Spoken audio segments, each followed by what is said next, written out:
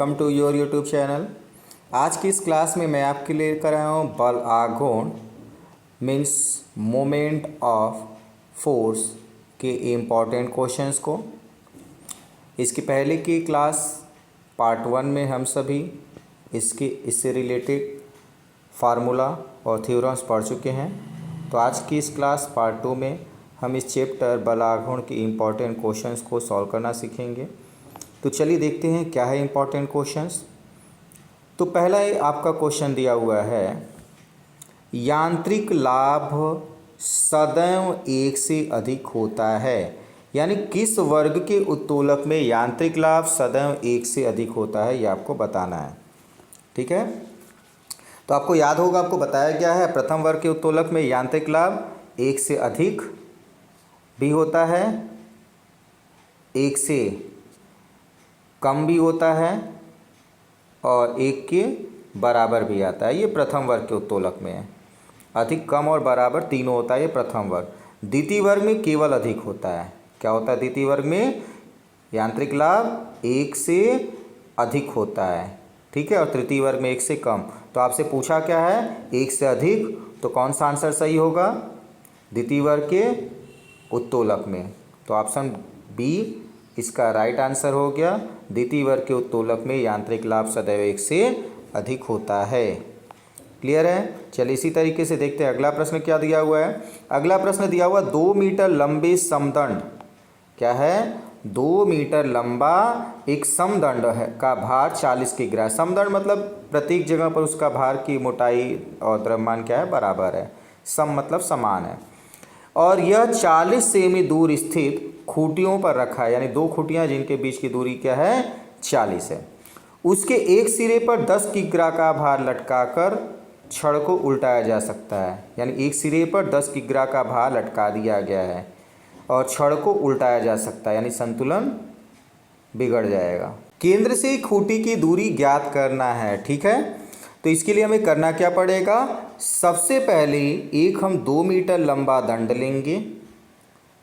ठीक है, 2 मीटर लंबा दंड है जिसका समस्त भार 40 केजी जो भार है वो कहाँ पर काम करेगा? मध्य बिंदु पर। कहाँ पर काम करेगा? मध्य बिंदु पर। कितना काम करेगा? 40 केजी उसका संपूर्ण भार काम करेगा। ठीक है, दूसरे सिरे पर क्या है? एक 10 केजी का भार लटकाने पर उलट जा रहा है, यानी दूसरे के सिरे पर एक भार काम करेगा 10 केजी का। अब आलंब कहाँ पर होगा? आलंब कहाँ पर होगा? खूंटियाँ दोनों कहाँ पर होंगी? यम बिंदु बीच में होगा दोनों खूंटियों के। ठीक है, दोनों खूंटियों के बीच में होगा, तभी यह संतुलन की स्थिति में रहेगा।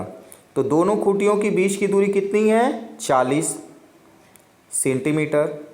तो अभी हमें उसकी ज़रूरत नहीं है और उसकी ज़रूरत पड़ेगी भी नहीं। ध्यान ये देना है, क्या एक सिरे पर 10 केजी भार लटकाने से उलट जा रहा है, यानी संतुलन बिगड़ जा रहा है। तो पहले हम दूसरे सिरे पर 10 केजी हम ले लेते हैं, जिस सिरे का नाम हम दे देते हैं ए और दूसरे सिरे को बी। ए सिरे पर 10 केजी भार लटकाने पर छड़ उलट जाएगा और यम उसका समस्त भार है। यम बिंदु पर समस्त भार 40 केजी काम करेगा। ठीक है, अब ए से यम की दूरी कितनी होगी? संपूर्ण दूरी 2 है तो आधी दूरी 1 होगी। तो ए से यम की दूरी कितनी हो गई? 1 मीटर। अब आलंब जो है, हम पहली खूंटी को हम आलंब मान लेते हैं और उस बिंदु पर समस्त भार संतुलन की स्थिति में काम करेगा।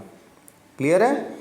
अब क्या कह रहा है? आलंब से यम बिंदु के बीच की दूरी हम यक्स मान लेते हैं। आलंब से इसकी दूरी को यक्स मान लेते हैं। ठीक है, तो ए से आलंब के बीच की दूरी कितनी हो जाएगी? 1 माइनस यक्स, और आलंब से इसकी दूरी हो जाएगी यक्स।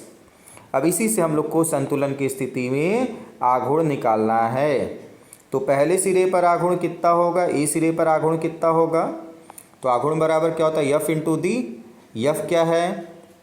आपको दिया हुआ है 10 केजी का भार लटकाया जा रहा है। दूरी क्या है? 1 माइनस यक्स। दूसरे सिरे पर 40 केजी, यानी मध्य में 40 केजी और दूरी इसकी कितनी है? यक्स। ठीक है, अब इसको हम लोग सरल कर लें तो क्या हो जाएगा?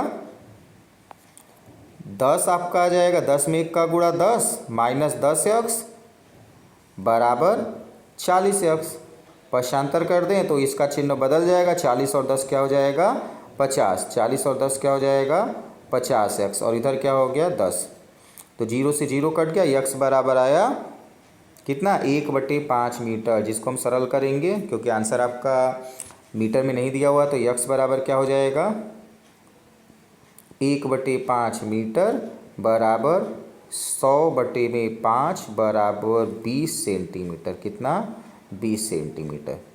ये इसका आंसर हो गया, जिसमें आपका संतुलन की स्थिति कितनी दूरी पर है, केंद्र से खूंटी की दूरी कितनी है, तो केंद्र से खूंटी की दूरी क्या है 20 सेंटीमीटर। कितनी दूरी पर है 20 सेंटीमीटर। यही आपसे पूछा था, केंद्र से पूछा था, यानी खूंटी की दूरी पूछा था मध्य बिंदु से।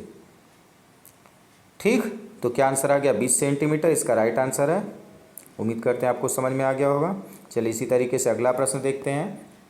अगला प्रश्न आपका दिया हुआ है 8 मीटर हल्के तार के सिरों पर 7 किग्रा, कितना 7 किग्रा के पिंड लटके हैं और इस निकाय का द्रव्यमान केंद्र से 7 किग्रा वाले पिंड से होगा, यानी 7 किग्रा के पिंड से इस निकाय की दूरी क्या होगी, पिंड की दूरी क्या होगी बताना है। ठीक है, तो चलिए इसको चित्र के माध्यम से हम लोग हल करना शुरू करते हैं। तो सबसे पहले इसमें 8 मीटर लंबा हल्का तार है, ये 8 मीटर हमने लंबा बना लिया। 7 किग्रा तथा 9 किग्रा के पिंड लटके हैं, ठीक है, सिरों पर लटके हैं, तो इधर आपका 7 लटका दे, इधर आपका 9 लटका दे, इधर आपका 9 ले लिए और इधर आपका 7 ले लिए। इस निकाय का द्रव्यमान केंद्र से 7 किग्रा वाले पिंड से कितनी दूर होगा, केंद्र मेरा आपका मध्य में होगा, ठीक है, और संतुलन की स्थिति हमारी कितनी होगी, बड़े भार की ओर होता है तो बड़े भार की ओर इस तरीके से हम मान लेंगे। तो और केंद्र से इसकी दूरी कितनी होगी x, केंद्र से कितनी दूरी होगी x, हम इसको मान लेते हैं।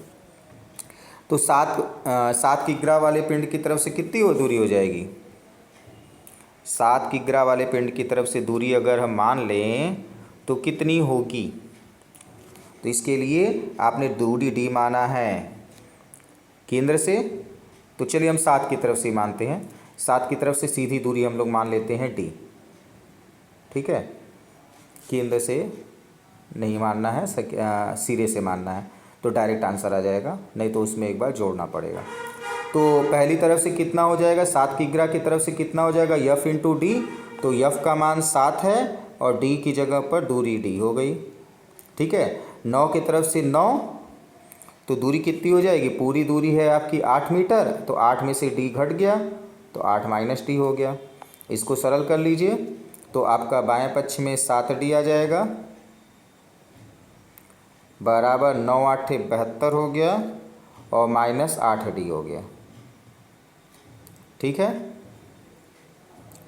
अब इसको हम लोग पक्षांतर करेंगे तो जुड़ जाएगा, तो जोड़ देते हैं, सॉरी 9 से यहाँ पर गुणा होगा तो ये आपका 9 हो जाएगा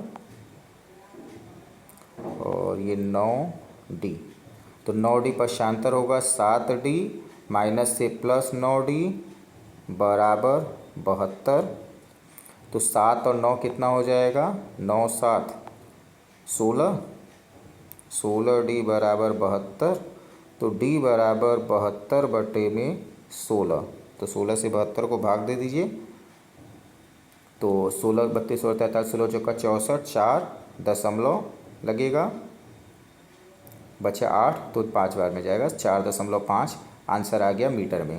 और ये किसकी तरफ से आपकी दूरी आई है, 7 की तरफ से, और प्रश्न में आपसे कहा भी था 7 किग्रा वाले पिंड की तरफ से दूरी बताइए, तो आंसर आपका क्या है 4.5, तो 4.5 मीटर की दूरी पर इसका आंसर हो गया, ऑप्शन ए इसका राइट आंसर हो गया 4.5 मीटर। क्लियर है। इसी तरीके से जितने भी आपके बल आघूर्ण के क्वेश्चन होंगे वो सॉल्व करना है आपको, बल गुणे क्रिया रेखा के बीच की लंबवत दूरी का प्रयोग करके।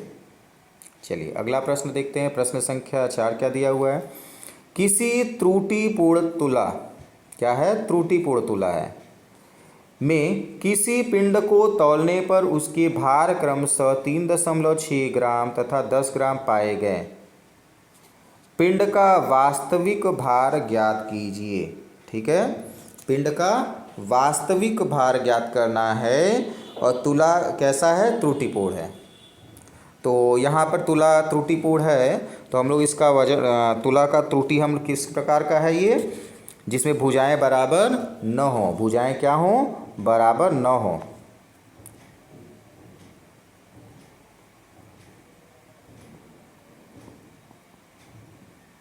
नहीं है, ऐसे प्रकार का प्रश्न है। तो जब बराबर भुजाएं नहीं है तो सूत्र क्या होता है,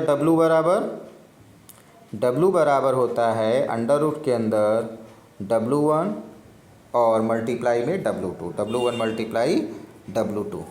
ठीक है, तो W1 और W2 का मल्टीप्लाई कर देते हैं। W1 का मान दिया है 3.6 इंटू W2 का मान दिया है 10, तो दशमलव हट गया तो क्या मिला, अंडर रूट 36 और 36 का वर्गमूल कितना हो जाएगा, 6। कितना हो गया, 6। तो 6 ग्राम इसका आंसर आ गया। कौन सा आंसर सही है, ऑप्शन बी इसका राइट आंसर है, 6 ग्राम। तो बी इसका आंसर हो गया 6 ग्राम, राइट आंसर है ऑप्शन बी। ठीक है, चलिए तो इसी तरीके से अगला क्वेश्चन देखते हैं। अगला क्वेश्चन आपका दिया हुआ है, 6 मीटर लंबे एक तख्ता है और तख्ते का मध्य बिंदु जो है 1/2 मीटर ऊंचे धातु के पाइप पर आधारित है यानी टिका है, और 40 किग्रा तथा 20 किग्रा के दो बालक तख्ते के एक सिरे पर बैठे हैं। कहाँ बैठे हैं, एक बालक 40 किग्रा का एक किनारे और दूसरा बालक 40 किग्रा का दूसरे किनारे बैठा है।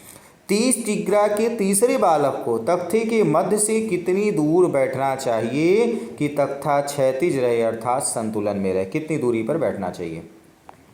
तो चलिए इस प्रश्न को हम लोग चित्र के माध्यम से पहले करते हैं। क्या है, 6 मीटर लंबा तख्ता है, ठीक है, जिसके एक सिरे पर कितना भार लटका हुआ है, 40 किग्रा का, और दूसरे सिरे पर कितना लटका हुआ है, 20 किग्रा, यानी 20 किग्रा का बालक एक सिरे पर और दूसरे सिरे पर 40 किग्रा का बालक बैठा हुआ है। क्लियर है। इसके बाद क्या कह रहा है, मध्य बिंदु 1.5 मीटर की ऊंचाई पर धातु के पाइप पर टिका हुआ है, यानी मध्य बिंदु से 1.5 मीटर, यानी आलंब कहाँ है, मध्य बिंदु पर है, और 1.5 मीटर इससे कोई मतलब नहीं, 1.5 मीटर ऊंचा है, इससे कोई मतलब नहीं है। ठीक है, आगे प्रश्न हल करते समय इस 1.5 मीटर की कोई ज़रूरत नहीं पड़ेगी। अब ध्यान देना है, 30 किग्रा का एक तीसरा बालक, एक बालक आपका 40 किग्रा का एक बैठा हुआ है, दूसरा बैठा है 2 और तीसरा बैठा है कहाँ पर, ये पूछ रहा है। 30 किग्रा के तीसरे बालक को तख्ते के मध्य बिंदु से दूरी पर बैठना चाहिए, कितनी दूरी पर बैठना चाहिए कि तख्ता क्या रहे, क्षैतिज रहे, संतुलन रहे। तो तीसरा बालक जो बैठेगा मध्य बिंदु से आपका हल्के तरफ, जिधर आपका वजन कम है उस तरफ बैठेगा तो संतुलन होगा, 40 की तरफ बैठेगा तो ज़्यादा हो जाएगा। तो किधर बैठेगा, दूसरी तरफ बैठेगा। तो दूसरी तरफ हम लोग मान लेते हैं कहाँ बैठेगा, एक अन्य है तीसरा बिंदु सी, जहाँ पर बैठेगा और उतना कितना वजन का बैठा है, 30 किग्रा का। ठीक है, तो पहले सिरे यानी ए सिरे पर जो बैठा हुआ है वह कितनी दूरी पर बैठा हुआ है, 3 मीटर की दूरी पर बैठा हुआ है। कितनी मीटर की दूरी पर, 3 मीटर की। और बी वाला कहाँ बैठा हुआ है, कितनी दूरी पर, ये भी 3 मीटर की दूरी पर बैठा है। लेकिन सी वाला कहाँ बैठा है, तो उसको हम लोग मान लेते हैं मध्य बिंदु से x मीटर की दूरी पर बैठा है। कितनी दूरी पर बैठा है, x मीटर की दूरी पर। ठीक है, मध्य से कहाँ बैठा है, x मीटर की दूरी पर बैठा हुआ है। तो आघूर्ण निकालना है, बाईं तरफ का आघूर्ण बराबर दाईं तरफ का आघूर्ण होगा। तो बाईं तरफ के आघूर्णों का योग क्या होगा, 3 × 40, तो क्या हो जाएगा, 3 × 40। पूरी दूरी आपकी 6 थी तो मध्य से दूरी कितनी हो जाएगी, 3 × 40 बराबर क्या हो जाएगा, 20 × 3, क्योंकि 20 kg का बैठा है और 3 मीटर की दूरी पर यह भी बैठा है, ये भी दूसरे किनारे पर बैठा है। प्लस में कौन आएगा, 30 kg का और अन्य बालक बैठ रहा है तीसरा, और x मीटर की दूरी पर बैठ रहा है। बस इसमें से आप सरल करके x का मान निकालते ही आपका उत्तर आ जाएगा। तो सरल कैसे करना है, 30 × 40, 3 × 40 120 हो जाएगा, गुणा कर देते हैं, 3 चौके 12 0, और इधर 20 तिहाई 60 प्लस 30x, पश्चांतर करके घटा देते हैं तो 120 - 60 बराबर 60, और इधर आपका आ जाएगा 30x का 30x, ठीक है, यक्स। तो यक्स बराबर क्या आ जाएगा 60/30। यक्स बराबर क्या आ जाएगा, यक्स बराबर तिर्यक गुणा करेंगे 60/30 बराबर कितना आ जाएगा 20, सॉरी 2, तो 2 मीटर। तो दूसरा बालक जो बैठा हुआ है कहाँ बैठा हुआ है, 2 मीटर की दूरी पर बैठा है, आलंब से 2 मीटर की दूरी पर, ठीक है। आपका मध्य बिंदु पूछा है, मध्य बिंदु से 2 मीटर की दूरी पर बैठा हुआ। तो 2 मीटर की दूरी कौन सा आंसर है, ऑप्शन सी इसका राइट आंसर हो गया, ऑप्शन सी।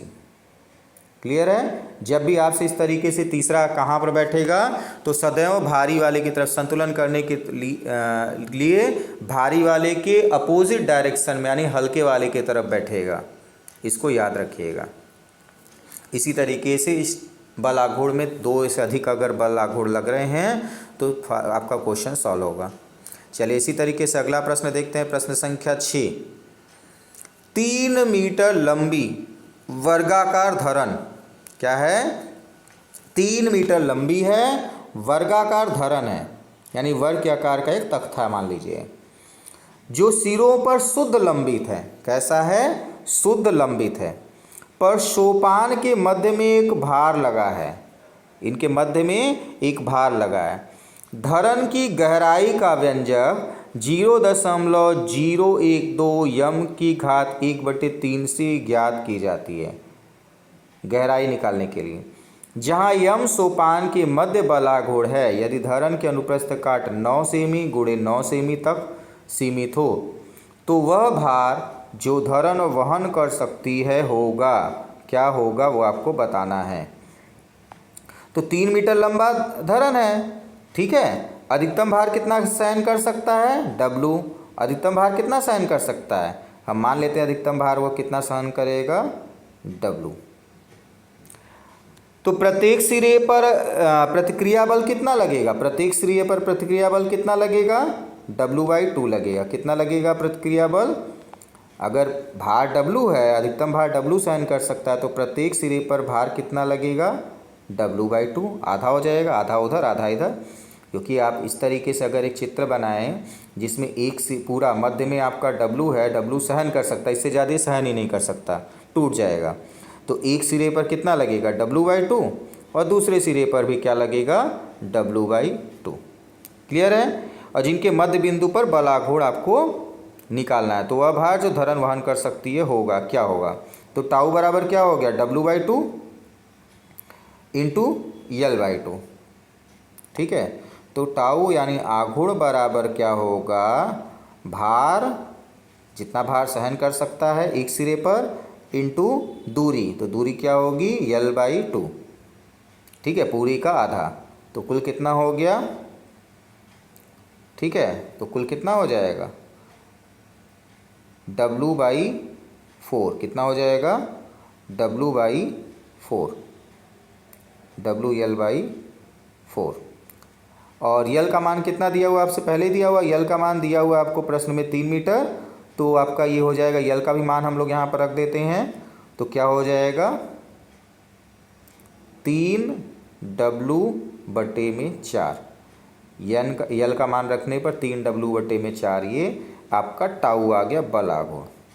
अब ध्यान दीजिए, आपसे प्रश्न में पहले ही कहा है कि धरन की गहराई ज्ञात करने का व्यंजक आपको दिया हुआ है, यानी यम का मान आपको दिया हुआ है, यम के लिए सूत्र आपको दिया हुआ है, ठीक है। तो डी निकालने के लिए हमें यम का मान हम यहाँ पर रख देंगे और हल करेंगे। तो डी की घात 3 बराबर क्या हो जाएगा, डी की घात 3, ठीक है। तो डी की घात 3 बराबर हो जाएगा, आघूर्ण की घात 3 बराबर हो जाएगा 0 दिया हुआ है आपके प्रश्न में 0.012 यम, और यम का मान हम निकाल चुके हैं, कितना है 3W/4, ठीक है। तो क्या हो जाएगा, इसको सरल कर दें, मान रख चुके हैं, इसको सरल करें तो क्या हो जाएगा, तो आ जाएगा आपका W बराबर या पहले इसी को हम लोग सरल कर लेते हैं। 3W/4 और गुणे 0.012 तो भाग देंगे, 4 से 12 भाग जाएगा आपका 0.0013। ठीक है, तो ये हो जाएगा 9। कुल टोटल कितना हो जाएगा 4 से भाग देने पर 0.00 और ये आपका 3, 4 तिहाई 12। ठीक है, तो इसको हम गुणा कर देते हैं, 0.003 आ जाएगा, 0.003 गुणे W। और इसको हम लोग सरल करते हैं तो 10 की घात में लिख लेते हैं। सॉरी, यहाँ 9 हो जाएगा, तो 10 की घात में लिखेंगे तो क्या हो जाएगा 9 गुणे 3 अंक दशमलव आपका बाईं ओर से दाईं ओर जा रहा है तो -3 हो जाएगा। जब भी दाईं ओर दशमलव जितने अंक खिसकता है उतना माइनस लगा दीजिएगा। तो d की घाते 3 बराबर आपका इतना आ गया। ठीक है, d की घाते 3 आया। अब क्या करना, d की घाते 3 आ गया तो इसको भी सरल कर लेते हैं। तो w बराबर क्या हो जाएगा, तो w बराबर हो जाएगा d की घाते 3 बटे में 9 गुणे में 10 की घाते -3, तिर्यक गुणा करने d का मान, ठीक है, रख देते हैं 9 और 9 की घाते 3 हो जाएगा बटे में 9 गुणे 10 की घाते 3। ठीक है, तो 9 से एक घात कट गया तो बचा कितना 2, तो 9 ने 81 गुणे 10 की घाते 3, 81 गुणे 000 लगा देंगे तो क्या हो जाएगा 81,000। कितना हो जाएगा 81,000। तो कौन सा आंसर सही है आपका, ऑप्शन ए सही है, 9 गुणे 10 की घाते 3 यानी कि 81,000 किग्रा। ठीक है, तो ये आपका आंसर आ गया, ऑप्शन ए इसका राइट आंसर है। चलिए इसी तरीके से अगला प्रश्न देखते हैं। प्रश्न संख्या 7 क्या दिया हुआ है। प्रश्न संख्या 7 आपको दिया है, एक समदंड 2 मीटर लंबा है, यानी क्या है इसकी भार क्या है, समस्त पर पूरी लंबाई में क्या है बराबर है। जब एक सिरे पर 40 किग्रा का भार लटकाया जाता है तो वह उस सिरे से 20 सेमी की दूरी पर संतुलित होता है। तो दंड का भार है, दंड का भार क्या है ये आपको बताना है। ठीक है, तो क्या दिया हुआ है, 2 मीटर लंबा छड़ दिया हुआ है। ठीक है, एक सिरे पर कितना लटकाया जा रहा है 40 किग्रा, और यहाँ से संतुलन कितनी दूरी पर हो रहा है 20 सेंटीमीटर की दूरी पर संतुलित हो रहा है, यानी आलम कितनी दूरी पर है 20 सेंटीमीटर पर। छड़ का समस्त भार कहाँ पर काम करेगा, मध्य बिंदु पर, और मध्य बिंदु पर कितना भार काम कर रहा है 2 मीटर लंबा छड़ है तो मध्य पर इसका भार काम करेगा W, जो कि आपसे पूछ रहा है दंड का भार बताइए। तो भार पूछ रहा है और कहाँ पर काम करेगा मध्य बिंदु पर। मध्य बिंदु कितनी दूरी पर होगा, पूरी लंबाई 2 मीटर है तो मध्य बिंदु पर लंबाई होगी आपकी 1 मीटर। ठीक है, तो मध्य बिंदु पर हमें संतुलन के लिए आघूर्ण निकालना है। तो पहला सिरे पर आपका दिया 40 और दूरी है 20, तो 40 गुणे 20 हो गया 20 सेंटीमीटर। दूसरे सिरे पर भार यानी मध्य में आपका भार इसका काम कर रहा है W, और इससे दूरी हो जाएगी 1 - 20 बराबर 80, यानी 1 मीटर में से 20 सेंटीमीटर घटाएंगे तो 80 सेंटीमीटर। क्लियर है, तो W बराबर क्या हो गया, सीधा सीधा हल है, W बराबर 40 गुणे 20 बटे में 80। ठीक है, तो 40 दूना और 2 से 20 कटा 10 बार में, तो क्या आंसर आ गया, आंसर आपका आ गया 10 सेंटीमीटर, अरे सॉरी 10 किग्रा। द्रव्यमान निकाले हैं और भार निकाले हैं तो 10 किग्रा आ जाएगा। ठीक है, तो क्या है, कौन सा आंसर सही है आपका, ऑप्शन बी इसका राइट आंसर है 10 किलोग्राम। ठीक है, तो ऑप्शन बी इसका राइट आंसर है। चलिए इसी तरीके से अगला प्रश्न सॉल्व करते हैं। अगला प्रश्न दिया है, एक त्रुटिपूर्ण तराजू, कैसा है, त्रुटिपूर्ण तराजू है, कि पलड़ों में एक पिंड को क्रमागत रूप से रखने पर उसका भार 6.4 ग्राम तथा 10 ग्राम प्रतीत होता है। यानी एक बार पहली तरफ से तौला तो 6.4 ग्राम और दूसरी तरफ क्या है 10 ग्राम प्रतीत हुआ। पिंड का सही भार है, पिंड का सही भार क्या है ये ज्ञात करना है। ठीक है। तो पिंड का सही भार ज्ञात करना है, तो इसके लिए कौन सा सूत्र लगेगा 8वें में आपका, किस प्रकार का ये संतुलन आपको दे रहा है कि तुला के भार असमान है, लंबाइयाँ असमान है। जब लंबाइयाँ असमान होती हैं भुजाओं की तो कौन सा सूत्र लगाते हैं, W बराबर अंडर रूट के अंदर W1 प्लस W2। कौन सा है, W बराबर अंडर रूट के अंदर W1 मल्टीप्लाई W2। W1 का मान दिया 6.4, W2 का मान दिया 10, दशमलव गुणा करके दशमलव हटा दीजिए तो क्या हो जाएगा, 6.64 का वर्गमूल आ जाएगा 8। तो कौन सा आंसर सही है आपका, 8 ग्राम, यानी कि ऑप्शन नंबर डी इसका राइट आंसर है, 8 ग्राम। उम्मीद करते हैं यहाँ तक के सभी प्रश्न आपको समझ में आएंगे। यदि किसी भी प्रकार का कोई दिक्कत किसी भी प्रश्न में होता है तो उसे कमेंट बॉक्स में आप ज़रूर बताइएगा। और वीडियो आपको अच्छा लगा तो लाइक कीजिए, और चैनल अभी तक आपने सब्सक्राइब नहीं किया है तो चैनल को सब्सक्राइब कर लीजिए। चलिए अगला प्रश्न देखते हैं, प्रश्न संख्या 9। प्रश्न संख्या 9 दिया हुआ है, एक छड़ 20 मीटर लंबी है। कितने मीटर लंबी है, 20 मीटर। इसके दोनों अंतों पर यानी दोनों किनारों पर 8 किग्रा और 12 किग्रा के भार लटक रहे हैं, 8 और 12। यदि छड़ का भार 6 किग्रा है जो कि मध्य में काम करेगा, तो संतुलन बिंदु से 12 किग्रा का भार कितनी दूरी पर होगा, यानी आलम की दूरी पूछ रहा हो, भी कहाँ से, 12 से। ठीक है, 12 से दूरी पूछ रहा है। तो इसके लिए हम लोग क्या करेंगे, सबसे पहले हम लोग इसके एक चित्र के द्वारा इसको समझते हैं। और वो क्या दिया हुआ है आपको कि एक आपका जो दिया है छड़ 20 मीटर लंबा है। ठीक है, तो छड़ कितना मीटर लंबा है, 20 मीटर। इस तरीके से 20 मीटर लंबी छड़ बनाएंगे। ठीक है, 20 मीटर लंबी छड़ बन गई। इसके बाद क्या कह रहा है आपसे कि कहाँ पर दोनों सिरों पर कितना, 8 किग्रा और 12 किग्रा। तो पहले सिरे पर हम 8 लटका देते हैं और दूसरे सिरे पर क्या करते हैं, 12 केजी का भार लटक गया। अब क्या कह रहा है, यदि छड़ का भार 6 किग्रा, तो छड़ का भार कहाँ पर काम करेगा, मध्य में। कहाँ पर काम करेगा, मध्य में, 6 किग्रा। तो संतुलन बिंदु 12 किग्रा के भार से कितनी दूरी पर है, 12 किग्रा से कितनी दूरी पर है। तो हमने अभी आपको पहले ही बताया है, जब भी 3 आघूर्ण रहेगा तो भारी वाले की तरफ आपका आलम रहता है, तो भारी वाले की तरफ आपका कहाँ पर हो गया, आलम। और 12 से पूछ रहा है तो 12 की तरफ से हम दूरी मान लेते हैं d। ठीक है, d या x मान लीजिए, कोई दिक्कत नहीं है।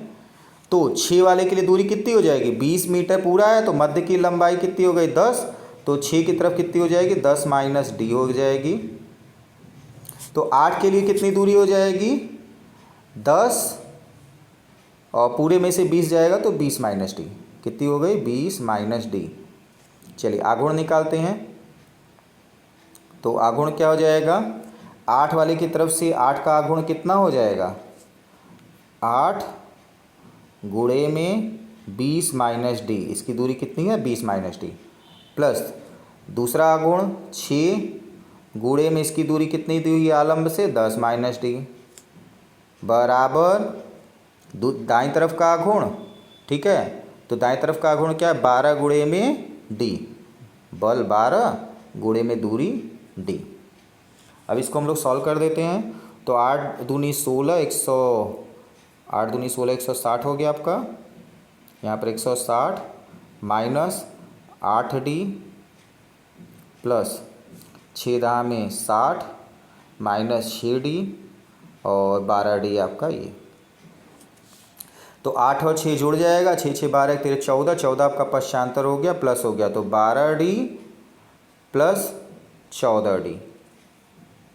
ठीक है, और इधर आपका 160 और 60 कितना हो गया, 6 6 12 222, कितना हो गया, 222। अब हम लोग क्या करेंगे, आपका इन दोनों को जोड़ देते हैं। तो ये आपका हो गया 26d, 26d को 26d लिखते हैं, और इधर 222 हो गया, 220 हो गया। 220 को 26 से भाग देते हैं तिर्यक गुणा करने पर, तो d बराबर क्या जाएगा 220 बटे में 26, 220 बटे में 26। भाग दे देते हैं तो क्या आंसर आ जाएगा, 26 से भाग देते हैं तो 8 बार में जाएगा 8.46, कितना आ जाएगा 8.46 मीटर। तो कौन सा आंसर सही है आपका, चलिए ऑप्शन देखते हैं कौन सा सही है, 8.46 मीटर। तो आपका आंसर सही है ऑप्शन सी। ठीक है, ऑप्शन सी इसका राइट आंसर है 8.46 मीटर। ठीक है, ऑप्शन सी इसका राइट आंसर हो गया। चलिए इसी तरीके से अगला प्रश्न देखते हैं क्या दिया हुआ है, प्रश्न संख्या 10। तो प्रश्न संख्या 10 दिया हुआ संलग्न चित्र प्रदर्शित करता है, किस चित्र को ये चित्र किस चीज़ को प्रदर्शित करता है, उत्तोलक को तो प्रदर्शित कर रहा है, जिसमें आपका ये आलम्ब है, ये भार हो गया और ये आयास हो गया। तो मध्य में क्या है आपका भार, मध्य में क्या है भार। तो भार आपका मध्य में है तो किस प्रकार का उत्तोलक हो गया, द्वितीय प्रकार का। किस प्रकार का उत्तोलक है, द्वितीय प्रकार का। प्रथम प्रकार के उत्तोलक में आलम्ब कहाँ पर होता है, मध्य में। तो प्रथम प्रकार के में उत्तोलक मध्य में होता है, द्वितीय प्रकार में आपका मध्य में कौन होता है भार, और तृतीय प्रकार में मध्य में कौन होता है आपका आयास। ठीक है, इसको आप इसी तरीके क्रम में याद कर लीजिए FWP के रूप में। ठीक है, FWP प्रथम वर्ग में मध्य में आपका आलम्ब, द्वितीय वर्ग में मध्य में आपका भार, तृतीय वर्ग में मध्य में आपका आयास होता है। तो आपके इस प्रश्न में ध्यान से देखिए, तो मध्य में क्या दिया हुआ है, मध्य में आपको दिया हुआ है भार। तो यह किस प्रकार का उत्तोलक है, द्वितीय श्रेणी का उत्तोलक है। किस श्रेणी का उत्तोलक है, द्वितीय श्रेणी का। तो द्वितीय श्रेणी के उत्तोलक में आपका आंसर बी इसका राइट आंसर हो गया। चित्र में द्वितीय प्रकार के उत्तोलक का आरेख बना हुआ है। ठीक है, चलिए इसी तरीके से अगला प्रश्न देखते हैं। तो अगला प्रश्न में भी चित्र बना हुआ है, निम्न चित्र में प्रदर्शित बल युग्म का आघूर्ण। ठीक है, बल युग्म के आघूर्ण में क्या होता है, दोनों तरफ समान बल लगते हैं और समांतर रहता है। तो आघूर्ण का सूत्र क्या हो जाता है, F इंटू डी। क्या हो जाता है, टाउ बराबर F इंटू डी। ठीक है, तो F का मान कितना दिया है 20 न्यूटन और दूरी क्या दिया हुआ है 4 मीटर। इसमें मध्य से नहीं लेते हैं, दूरी कितना दिया हुआ 4, तो 20 चौका 80। ठीक है, 80 न्यूटन मीटर। तो कौन सा आंसर सही है, option B, sorry C, option इसका राइट आंसर है 80 न्यूटन। ठीक है, उम्मीद करते हैं ये क्वेश्चन भी आपको अच्छे समझ में आए। ये सारे क्वेश्चंस आप देख रहे हैं इंपॉर्टेंट क्वेश्चंस हैं। यहाँ पर इसी प्रकार के क्वेश्चंस आपके एग्ज़ाम में आएंगे, इसी तरीके के क्वेश्चंस आते हैं जिसमें नंबर्स चेंज रहते हैं। आप जितने भी क्वेश्चन देख रहे हैं वो सारे आपके इंपॉर्टेंट क्वेश्चंस हैं। ठीक है, तो ऐसा नहीं है कि यही प्रश्न आएगा, लेकिन इसी प्रकार के प्रश्न आएंगे। तो इसको आप लोग को ध्यान देना है और इसी तरीके के क्वेश्चंस को प्रैक्टिस करना है। चलिए अब अगला प्रश्न, प्रश्न संख्या 12वां देखते हैं। ये भी आपका इम्पॉर्टेंट प्रश्न है, आप देख रहे हैं एग्ज़ाम में आया हुआ है। चलिए अगला प्रश्न आपका 12वां दिया हुआ है, बल आघूर्ण टाउ बल F और दूरी d में संबंध होता है अथवा सही संबंध है। कौन सा संबंध सही है, आंसर आपको बताना है। ठीक है, तो आपको फार्मूला याद होगा, इसी पर अभी तक आपने सारे क्वेश्चन सॉल्व किए हैं। तो टाउ बराबर F प्लस डी होता है, नहीं, गलत है। टाउ बराबर F माइनस डी होता है, ये भी गलत है। टाउ बराबर F बटे डी होता है, ये भी गलत है। तो चौथा आंसर आपका सही है, टाउ बराबर F इंटू डी। तो कौन सा आंसर सही है, ऑप्शन डी इसका राइट आंसर है, टाउ बराबर F इंटू डी। ठीक है, इस तरीके के ही क्वेश्चंस में से अगला प्रश्न हम लोग देखते हैं। तो प्रश्न संख्या 13वां आपको दे रहा है, बल का आघूर्ण कहलाता है, क्या कहलाता है ये आपको बताना है। बल का आघूर्ण क्या कहलाता है, बल आघूर्ण कहलाता है, बल डॉट आघूर्ण लिखा कहलाता है, नहीं। आवेश कहलाता है, नहीं। और एक है किया गया कार्य, तो बल का आघूर्ण किया गया कार्य के बराबर होता है। ठीक है, यानी W बराबर F इंटू डी होता है, बल गुणे विस्थापन। ठीक इसी तरीके से बल का गुण किया गया कार्य कहलाता है। तो कौन सा आंसर सही है? ऑप्शन सी, किया गया कार्य। ठीक है, कैसे? तो आप जानते हैं टाउ बराबर क्या होता है? F इंटू डी होता है, और W बराबर भी क्या होता है? बल गुणे विस्थापन। तो ये दोनों आपस में बराबर होते हैं, किया गया कार्य बलागुण के बराबर होता है। ठीक है, तो ऑप्शन सी इसका राइट आंसर है। तो आपने देखा इसी तरीके के प्रश्न एग्ज़ाम्स में पूछ रहे हैं, और बहुत ही सिंपल प्रश्न आपके एग्ज़ाम में पूछ रहा है, बट आपको थोड़े से डिफरेंट टाइप के भी प्रश्न कराए गए हैं, जिस टाइप के प्रश्न एग्ज़ाम में आ सकते हैं। तो इसी तरीके के इम्पॉर्टेंट क्वेश्चंस आपके एग्ज़ाम में आएंगे। इसको आप प्रैक्टिस करिए, नोट करिए, जिससे आपके एग्ज़ाम्स में आपको कोई दिक्कत ना आए। और किसी भी प्रकार के आपके किसी क्वेश्चन में दिक्कत आती है तो कमेंट बॉक्स में ज़रूर बताइए। और यदि अभी तक आपने वीडियो को लाइक नहीं किया है और वीडियो आपको पसंद आए तो वीडियो को लाइक ज़रूर करिए, और चैनल को सब्सक्राइब कीजिए, शेयर कीजिए। आज के लिए इतना ही। Thank you.